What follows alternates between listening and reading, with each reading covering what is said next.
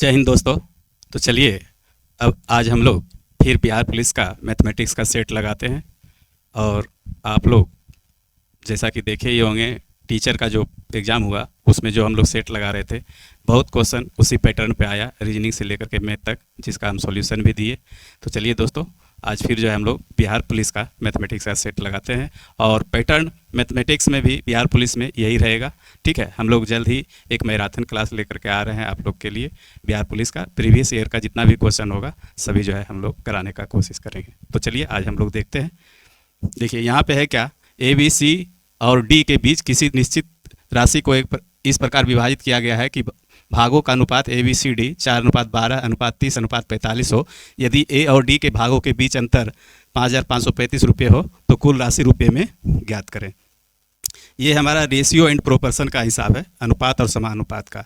और बिहार पुलिस में ये जान के रखिए कि सभी जितने भी क्वेश्चन आएंगे सभी वन स्टेप सॉल्यूशन होगा, इससे ज़्यादा कुछ नहीं होगा। एक बार उसमें फॉर्मूला या जो भी ट्रिक अप्लाई करेंगे हिसाब वो बन जाएगा, ज़्यादा उसमें कुछ नहीं होगा लाग लपेट। इसलिए आप लोग जो है ज़्यादा गहराई में नहीं जाइए, जो भी पैटर्न हम लोग दे रहे हैं वही पैटर्न पे हिसाब आना है। चलिए अब देखते हैं। तो यहाँ पे क्या है, यदि ए और डी का डिफरेंट है ना, ए और डी के भागों के बीच अंतर आपका दिया हुआ है 5,535 रुपये, 5,535 रुपये, और यहाँ पे सभी का रेशियो है। तो यहाँ पे ए और डी का रेशियो से हम लोग डिफरेंट देख लेंगे। ठीक है, रेशियो का डिफरेंट देख लेंगे। और ये जो है पूरा जो है रुपये में 5,535 रुपये डिफरेंट दिया हुआ है। तो ए और डी का डिफरेंट रेशियो में हम लोग देखते हैं। तो रेशियो में क्या देखते हैं, ए और डी का डिफरेंट देखेंगे तो 4 है इसका, और इसका क्या है 45 है। तो ये दोनों का डिफरेंट कितना निकल के आ गया हमारे पास, रेशियो में 41। तो रेशियो 41 का डिफरेंट आ गया। और रुपये में क्या है 5,535। तो रुपये में हमारे पास क्या है 5,535। ठीक है, तो अब पूछ क्या रहा है, तो कहता है कि तो कुल राशि ज्ञात करें। तो कुल राशि ज्ञात करने का मतलब है इसका सभी का योग हम लोग निकाल देंगे रेशियो का, तो वो हमारा जो है कुल राशि निकल जाएगा। अनुपात 41 बराबर 55:35। तो हमारे पास क्या हो जाएगा, अनुपात 1 का मान अगर हम लोग निकालना चाहें तो अनुपात 1 बराबर क्या हो जाएगा 55:35/41। ठीक है, अब चाहिए क्या, तो टोटल धन चाहिए। तो टोटल धन अर्थात टोटल रेशियो जोड़ करके हम लोग देख लेंगे। तो ये टोटल रेशियो 5 2 7 4 11, यानी अनुपात ये 91 हो जाएगा। 11 का 1, बाकी में 1, 4 2 4 3 7 1 8 1 9, 91 बराबर क्या हो जाएगा आपके पास, तो यही 55:35 गुने 91/41 ये कर दीजिएगा। अब इसको काट खोट कर दीजिए तो आपका उत्तर आ जाएगा। ठीक है, तो 41 से कम 41 कटेगा, 41 9 50 5 55 14 बच गया, यानी 14 143 हो गया। तो 143 40 20 80 यानी 3 मरते लग जाएगा फिर, और फिर लास्ट में जो है 5 मरते लग जाएगा। तो इस तरह से 41 135 बार में कट जाएगा 41 से, ये 5,535। अब इसको गुना कर दीजिएगा तो 5, अर्थात गुना करने के बाद क्या हो जाएगा, अगर 90 से गुना कर दीजिएगा तो पहले 90 से कर देते हैं तो हमारे पास क्या आ जाएगा 0 0 और 9 5 45 के 5, बाकी में 4 9 3 27 4 31 के 1, बाकी में 3 9 का 9 3 12। ठीक है, और 135 फिर इसमें जोड़ देंगे। देखिए यहाँ पे हम लोग एक ही बार यहाँ पे सॉल्यूशन भी आपको निकालेंगे। 135 को 91 से गुना करना है, तो 91 से नहीं गुना करके हम लोग 90 से गुना कर देते, तो 90 से गुना आसानी से कर सकते हैं। तो 9 5 45 के 0 0 9 5 45 के 5, बाकी में 4 9 3 27 4 31 और 9 का 9 3 12। अब 1 बच गया, तो 135 को एक बार और गुना करके जोड़ दीजिए। आसानी से यहाँ पर हम लोग गुना भी निकाल करके जोड़ करके आंसर दे सकते हैं। आंसर क्या हो जाएगा 12,285, अर्थात आपका ऑप्शन नंबर आपका आ गया answer D, 12,285 option number D, अर्थात डाउट क्लियर। तो चूंकि आप लोग गुना ये सब करने का भी जो है कुछ ना कुछ आपको यहाँ पे एफर्ट लगाना पड़ेगा अपने तरीके से, ताकि समय का बचत हो। चलिए आगे चलते हैं। कोई दुकानदार कुछ रुपये हानि पर 455 रुपये में कोई वस्तु बेचता है। यदि वो इस वस्तु को 490 रुपये में बेचता तो उसे हुई हानि की 4 गुना धनराशि के बराबर लाभ होता। 25% लाभ प्राप्त कर लिए उसे वस्तु का किस कीमत पर बेचना चाहिए। ये प्रॉफिट एंड लॉस का हिसाब है, आप लोग जानते होंगे। तो चलिए इसको देखते हैं। तो क्या कहता है कि पहले जो हानि हुई उसका 4 गुना के बराबर लाभ होता। कब, जबकि 490 रुपये में बेचता था। पहले बेच दिया उसने 455 रुपये में, तो देखा कि कुछ हानि हो गया वस्तु का। तो हानि क्या हुआ, मान के चलिए हानि हम लोग देखते हैं उसका क्या होता है। हानि x रुपया हुआ, तो अब जो है उसके बाद देखा कि हानि हो गया, इसलिए इसको उसने क्या किया, बेच दिया 490 रुपये में। तो लाभ क्या हो गया, जो पहले हुआ था उसका जो है 4 गुना लाभ उसको उसको मिल गया, अर्थात लाभ हमारा क्या निकल के आया 4x। अब यहाँ पे अगर हानि और लाभ और विक्रय मूल्य दिया हुआ रहे तो आप जो है क्रय मूल्य निकाल सकते हैं, और क्रय मूल्य हर स्थिति में वो लाभ में बेचे या हानि में बेचे, हमेशा क्रय मूल्य जो है क्या होता है, बराबर होता है। तो चलिए हम लोग देखते हैं। ठीक है, तो हानि में बेचा था तो 455 में, तो यहाँ से क्रय मूल्य अगर देखेंगे तो क्रय मूल्य क्या हो जाएगा हमारा 455 और जोड़ x रुपया हानि। ठीक है, क्रय मूल्य चूंकि हम लोग बेच दिए थे क्या कम में, तो इसीलिए हानि हुआ, तो हानि कितना हुआ वही जुड़ करके इसमें विक्रय मूल्य में वो हमारा क्रय मूल्य हो जाएगा। और दूसरा क्या है, लाभ है, तो लाभ यहाँ पे सीपी पे दिए थे अधिक में, तो लाभ हमारा इसमें घट जाएगा, तो ये हमारा क्या हो जाएगा, हानि के बराबर हो जाएगा। तो लाभ हमारा घट गया 4x और ये जो है इसमें x जुट गया, तो दोनों क्या हो गया, क्रय मूल्य हमारा हो गया। तो इस तरह से आप इसको सिंप्लीफाई कर दीजिए, आराम से आपका हिसाब बन गया। अब जो क्या करना है, इस 455 को इधर पकड़ के ले चलाइए, इस 4x को इधर ले आइए, इस 4x को इधर ले आवेंगे, इस 455 को इधर कर देंगे, तो हमारे पास क्या हो जाएगा 5x और बराबर 490 में से 455 घटा दीजिए तो हमारे पास 35 निकल के आ जाएगा। इसलिए x का मान जो आपके पास निकल के आया कितना आया 7, 5 सते 35। अब इस 7 को जो है यहाँ पे मान आप बैठा दीजिए किसी में भी, इस इक्वेशन में या इस इक्वेशन में कहीं भी, आप जो है उस क्रय मूल्य आपका निकल जाएगा। यहाँ से आप बैठा दीजिएगा तो क्रय मूल्य आपको पता हो जाएगा। आप 25% लाभ पर बेचना चाहता है तो क्रय मूल्य निकाल दीजिए, तो कहाँ बैठा देंगे 455 जोड़ 7 कितना हो गया 7 5 12, यानी 462 रुपया हमारा सीपी निकल के आ गया। सीपी बराबर 462, और हमको खो रहा है क्या, विक्रय मूल्य 25% लाभ पर, तो क्रय मूल्य हमारा निकल गया 462, और क्रय मूल्य हमेशा 100 होता है तो 100 हो गया, और विक्रय मूल्य 25% लाभ यानी 125। अब 25 से काट दिए, 25 चौके 100, 25 पचे 25 7 से, अब 4 से ये पूरा पूरी कटेगा नहीं, 4 एकम 4, 4 का 4 नहीं कटेगा। अब गुना करके लिख दीजिए, तो गुना करने के बाद हमारे पास क्या आ जाएगा 2 पचे 5 दूनी 10, 5 छक 30, 1 31 के 1, बाकी हाथ में 3, 5 चौके 20 और 3 23, 2310/4, इसको भाग दे दिए तो 4 पचे 20, 4 सत्ते 28, 3 31 और 30, 4 सत्ते 28, 2 30, 4 पचे 20, यानी 577 रुपये 50 पैसे इसका विक्रय मूल्य निकल के आ गया। Option D for doubt clear. चलिए आगे चलते हैं। एक दूसरे से 65 किलोमीटर की दूरी पर स्थित दो शहरों के बीच की यात्रा को एक मोटर चालक 2 घंटे 10 मिनट में पूरा करता है, तो उसकी गति को मीटर प्रति मिनट में ज्ञात करें। तो यहाँ पे गति मीन्स हो रहा है कि चाल पूछ रहा है वो, और दूरी कितना है 65 किलोमीटर, और मोटर चालक 2 घंटे 10 मिनट का टाइम ले रहा है। तो चाल बराबर क्या होता है, आप लोग जानते होंगे फॉर्मूला, चाल बराबर दूरी बटे समय। तो आपके पास दूरी क्या है 65 किलोमीटर है, ध्यान दीजिएगा 65 किलोमीटर है, और बटे 2 घंटे 10 मिनट। ठीक है, 2 घंटे 10 मिनट है, यहाँ पे घंटा 10 मिनट, ये आपका किलोमीटर है। अब यहाँ पे चाल क्या खोज रहा है कि मीटर प्रति मिनट, यानी कि मीटर प्रति मिनट में चाल हमको चाहिए। ठीक है, ये चाल चाहिए, तो मीटर प्रति मिनट में चाल चाहिए, तो 65 किलोमीटर को हमको मीटर में बदलना होगा, और ये 2 घंटा 10 मिनट है, तो इस सभी को जो है हमको क्या है मिनट में बदलना होगा। तो यहाँ पे क्या करेंगे 1000 मीटर बराबर 1 किलोमीटर, अर्थात 65 गुने 1000 कर देंगे, तो ये हमारा क्या हो जाएगा मीटर हो जाएगा। ठीक है, और 2 घंटा का मतलब क्या होता है 120 मिनट, और 10 मिनट जुट करके हमारे पास क्या हो जाएगा 130 मिनट। 2 घंटा का मतलब हो गया 120 मिनट।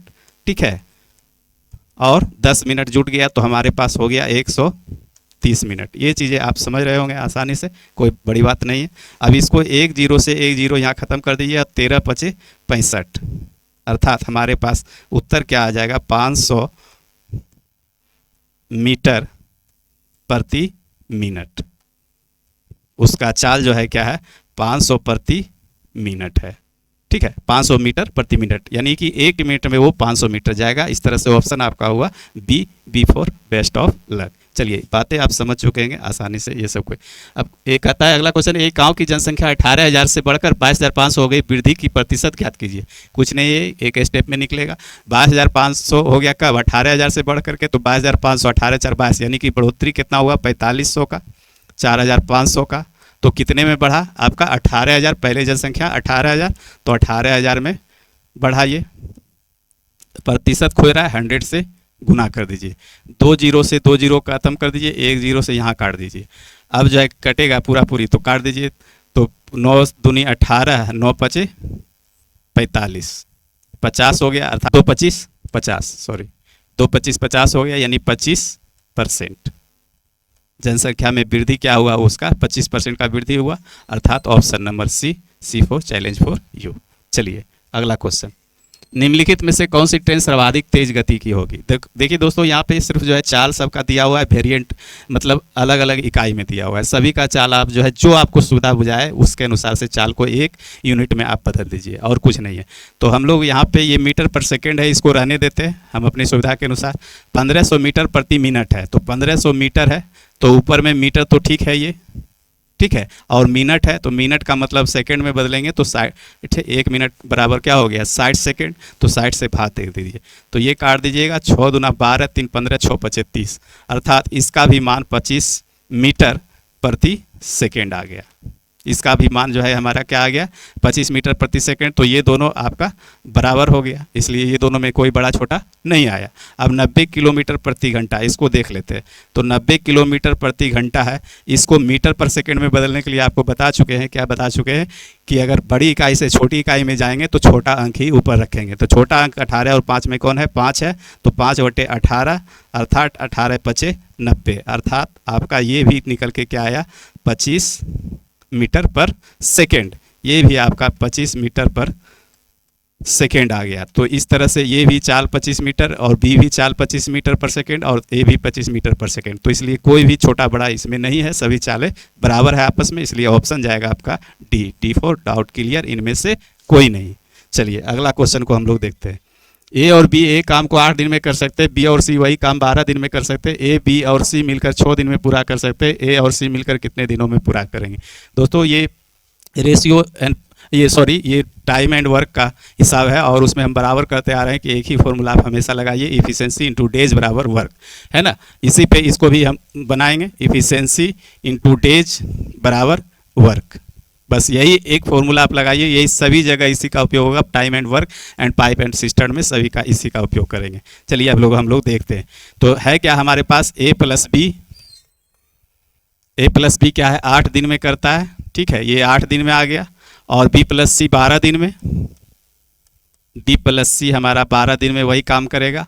और जो है ए प्लस बी प्लस सी तीनों अगर मिल जाएगा तो हमारे पास उस काम को 6 दिन में निपटा देगा।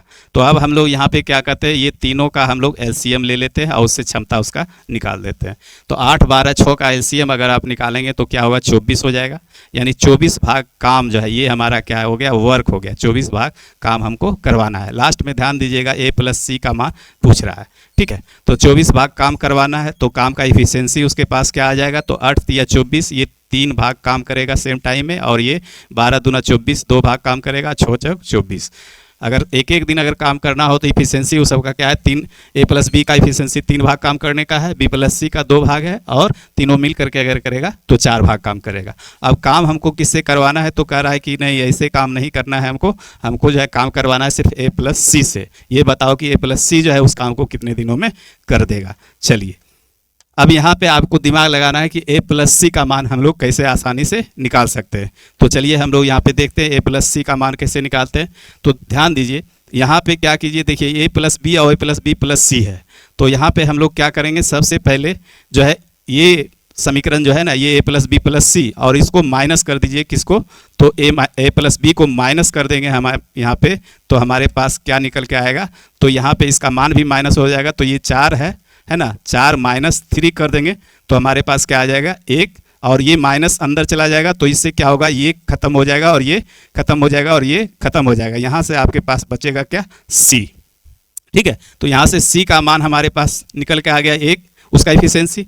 उसी प्रकार सेकेंड टर्म में हम लोग क्या करेंगे, सेकेंड टर्म में जो है अब हम लोग देखते हैं ए प्लस बी प्लस सी बराबर दिया हुआ है आपके पास क्या 4 इफिशियंसी।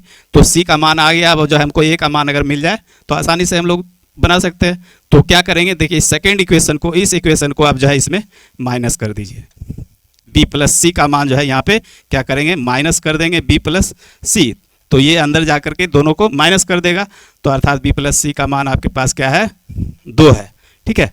तो 2 है, तो अर्थात यहाँ पे माइनस में क्या आ जाएगा 4 माइनस, ये हो जाएगा 4 माइनस 2, यहाँ से इसको माइनस करेंगे तो 4 माइनस 2 आपके पास चला आएगा, ये 4 हो गया और 2। तो इस तरह से ये और ये खत्म हो जाएगा। तो हमारे पास क्या बच के आ जाएगा, जो है यहाँ से सॉरी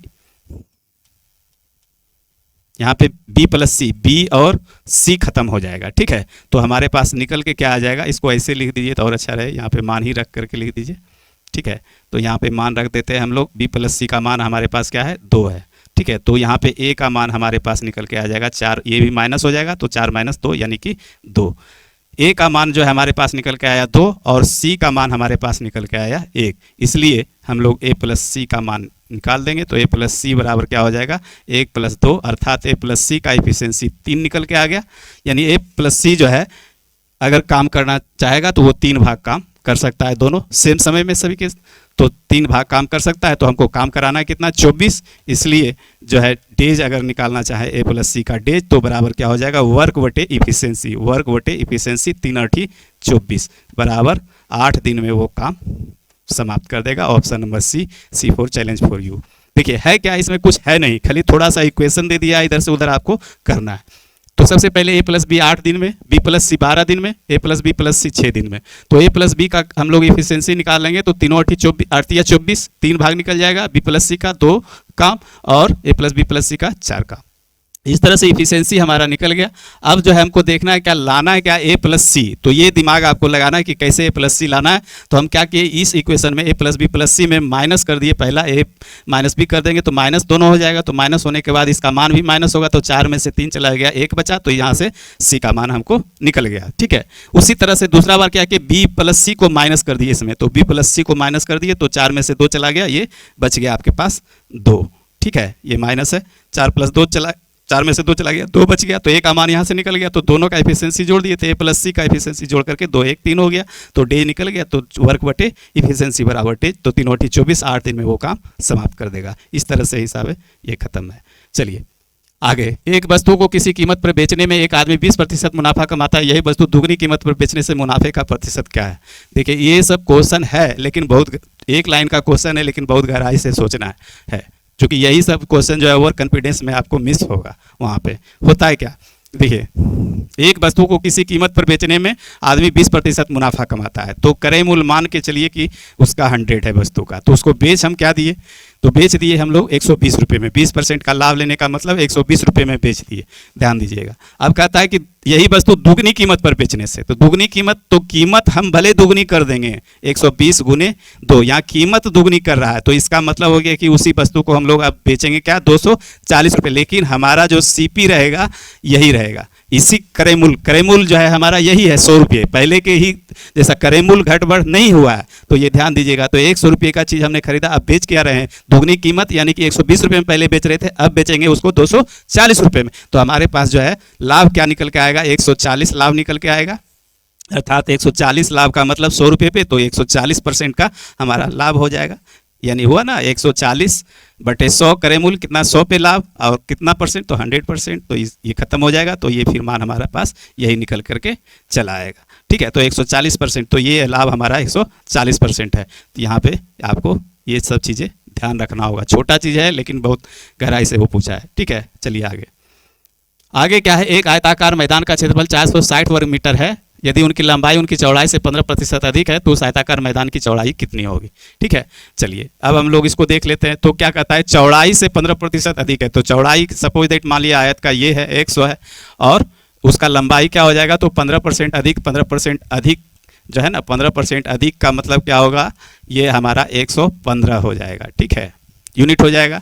तो अब जो है यहाँ पे लंबाई है ना L और B का रेशियो हम लोग ले लेते हैं, तो L हमारा क्या है 115 है और ये हमारा क्या है 100 है, तो इसको काट दीजिए, 23 बचे 115 और 20 बचे 100, ये हमारा रेशियो निकल के आ गया 23 और 20 के रेशियो में। ठीक है, तो 23 और 20 के रेशियो में, तो उसका क्या दिया हुआ है क्षेत्रफल, तो क्षेत्रफल बराबर क्या होता है L गुने B, बराबर दिया हुआ है हमारे पास 460, अर्थात रेशियो में हमारे पास 23 गुने 20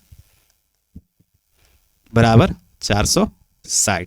इसलिए किसका मान खोज रहा है, तो मान खोज रहा है आपका आयताकार मैदान की चौड़ाई। चौड़ाई मीन्स इस 20 का मान आपको निकालना है, इस 20 का मान। तो 23 गुने 20, तो 23 दूना 46, यानी 20 बराबर क्या 20, अर्थात जो है उसका जो है चौड़ाई कितना होगा, 20 मीटर होगा, है ना।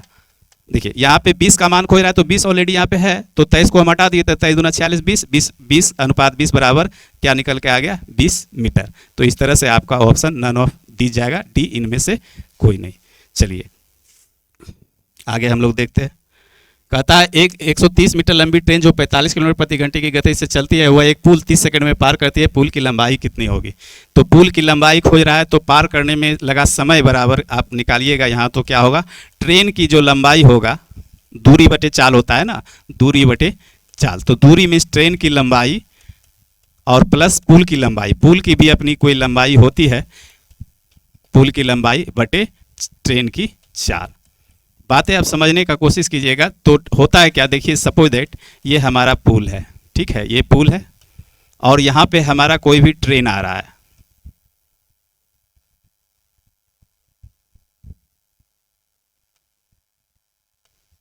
ठीक है, ये ट्रेन आ रहा है। तो ट्रेन जब पार कब माना जाता है, जब कि इसका पिछला हिस्सा और पुल भी यहाँ पे है, तो ये जो पार होगा, तो ये पार होने का मतलब है ये हिस्सा इसके बोगी से यहाँ से निकल जाएगा। तो ट्रेन की स्थिति क्या हो जाएगी, तो इस तरह से स्थिति बन जाएगी। ट्रेन का इंजन जो है यहाँ पे रहेगा और इसका लास्ट पोजीशन यहाँ से। तो ये ट्रेन का इंजन इतना पार करने के बाद ही माना जाता है कि पूरा। तो ट्रेन की लंबाई ये पार करना और प्लस ये पुल की लंबाई, ये दोनों पार करना माना जाएगा, तभी जो है माना जाएगा कि ट्रेन पार हो गया। तो लंबाई, पुल का लंबाई भी कुछ होगा अपना और ट्रेन का भी लंबाई कुछ होगा अपना। तो ये दोनों लंबाई आपस में क्या है, जोड़ना पड़ेगा।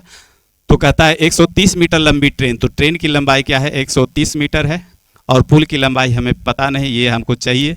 और यहाँ पे एक चाल क्या है, 45 किलोमीटर प्रति घंटा। ध्यान दीजिएगा, यहाँ 45 किलोमीटर प्रति घंटा और समय क्या ले रहा है, 30 सेकेंड। देखिए यहाँ पे सभी यूनिट अलग अलग हैं, ये 30 सेकेंड है और ये क्या है, 130 मीटर है और ये क्या है, 45 किलोमीटर पर आवर है। यहीं पे हम लोग जो है ध्यान नहीं देते हैं, जिसके कारण हिसाब गलत होता है, ठीक है। तो यहाँ पे 45 किलोमीटर पर आवर है, 130 मीटर है, 30 सेकंड है। तो यहाँ पे ध्यान दीजिएगा कि जब भी मैथमेटिक्स में कैलकुलेशन करते हैं या कोई भी चीज़ निकालते हैं, सभी यूनिट समान होना चाहिए, इकाई सभी हमारा समान होना चाहिए। तो यहाँ पे सेकेंड है, यहाँ मीटर है, यहाँ किलोमीटर पर आवर है, तो सभी को हम लोग एक में करना होगा। तो मीटर के साथ क्या आएगा, सेकेंड आएगा, तो किलोमीटर के साथ घंटा आता है, तो इसको भी मीटर पर सेकेंड में बदल लीजिए। तो मैं 45 को किलोमीटर, 45 किलोमीटर प्रति घंटा, इसको मीटर पर सेकंड में अभी तुरंत बता चुके हैं कि छोटा बड़ा से छोटा में जा रहे हैं, तो छोटा अंक हम ऊपर रखेंगे और नीचे क्या रखेंगे, बड़ा अंक, ठीक है। तो अब काट दीजिए, 9 दूना 18, 9 पचे 45, ठीक है। अब जो है यहाँ पे आगे इसका सिंप्लीफिकेशन कर दिए, ये 30 हो गया और ये क्या हो जाएगा, 5 पचे 25, 25 हमारा क्या हो जाएगा, नीचे आ जाएगा, ठीक है। और ये 2 ऊपर चला जाएगा, 2 गुना कर दीजिएगा या इसको ऐसे रखिए, 130 प्लस एक्स गुने 2 हो जाएगा ऊपर। हम यहाँ पे एक एक स्टेप आपको करके बता रहे हैं। 2 ये हमारा ऊपर चला जाएगा, तो 2 से आप इधर बराबर में ऊपर ऊपर करता है, नीचे नीचे करता है। 2 15 30 कर दीजिए और इसको गुना कर दीजिए 15 से, तो क्या होगा, 15 पचे 75 और 15 दूना 30 7 37, 375 बराबर 130 प्लस एक्स। हम लोग क्या किए, यहाँ से यहाँ गुना कर दिए, 25 गुने 15 क्रॉस कर देंगे तो क्या होगा, 25 गुने 15, तो 15 से 5 75 और बाकी बच गया 7, 15 29 7 37, तो हो गया 375। तो 375 आप माइनस 130 कर दीजिएगा, तो हमारा जो है एक्स का मान निकल जाएगा। तो माइनस करने के बाद क्या आ जाएगा, 5 और 7 में से 3 गया 4, 3 में से 1 गया 2, यानी 245। ये क्या आया, 245 मीटर। हमारा जो पुल की लंबाई जो है 245 मीटर है। Option number C for challenge for you. देखिए ये सब कैलकुलेशन का स्टेप है, यहाँ पे हमने करके एक एक स्टेप दिखाया। आप कैलकुलेशन डायरेक्ट भी कर सकते हैं, जितना आपके पास मेमोरी में क्षमता है उतना कैलकुलेशन आप रखिए, बाकी सबको जो है कौन कर देंगे। चलिए, अब एक छात्र ने एक संख्या को 5/4 की जगह 4/5 से गुना कर दिया, तो ये बताएं कि छात्रा के उत्तर में कितने प्रतिशत की त्रुटि हुई। अब क्या है, कमी हुआ या अधिक हुआ। तो सबसे पहले जो भी है यहाँ पे अंक क्या है, 5/4 है और यहाँ भी 4/5 है, तो 4 और 5 का वैसा अंक मानिए जो 4 5 से कट जाए, तो 4 5 से कटने वाला यानी 4 5 का एलसीएम 20 होता है, ये एलसीएम ले लीजिए। अब मान लीजिए संख्या हमारा 20 था, ठीक है, तो संख्या 20 था, तो 20 को हमने क्या किया, 4/5 से गुना, 20 को हमको 5/4 से गुना करना था, ठीक है। तो अगर गुना करते तो हमारे पास क्या आता, हमारा जो है उत्तर 25 आता, वास्तविक उत्तर 25 आता, लेकिन हमने गुना क्या कर दिया, 20 को गुना कर दिया 4/5 से, गुना कर दिए 4/5 से, इसलिए उत्तर हमारा क्या हो गया 16 आ गया। अब देखिए इसमें कंपेरिजन कीजिए, कमी हुआ या बेसी। तो हम देख रहे हैं 25 आना था उत्तर, आ गया 16। तो कमी हुआ, तो कमी कितने का हुआ 9 का। तो 16 9 25 यानी 9 का कमी हुआ कितने पे, ये 25 पे। मूल संख्या क्या था मेरा 25 आना था रिजल्ट, लेकिन आ गया 16। तो कमी 9 का हुआ कितने पे 25 पे। और परसेंट अगर पूछ रहा है तो परसेंट कर दीजिए। तो अर्थात 9 चौक 36% क्या होगा, तो कमी हुआ। यहाँ पे कमी हो रहा है तो इसलिए 36% की कमी। ठीक है, आंसर हमारा 36% का कमी होगा। Option D number D for doubt clear. तो चलिए दोस्तों, इस तरह से अगर ये सेशन आपको अच्छा लगे तो वीडियो को लाइक और सब्सक्राइब अवश्य करें। हम लोग फिर जो है आपको जब तक बिहार पुलिस का एग्जाम नहीं होता है तब तक निरंतर वीडियो इस तरह से लाते रहेंगे। धन्यवाद।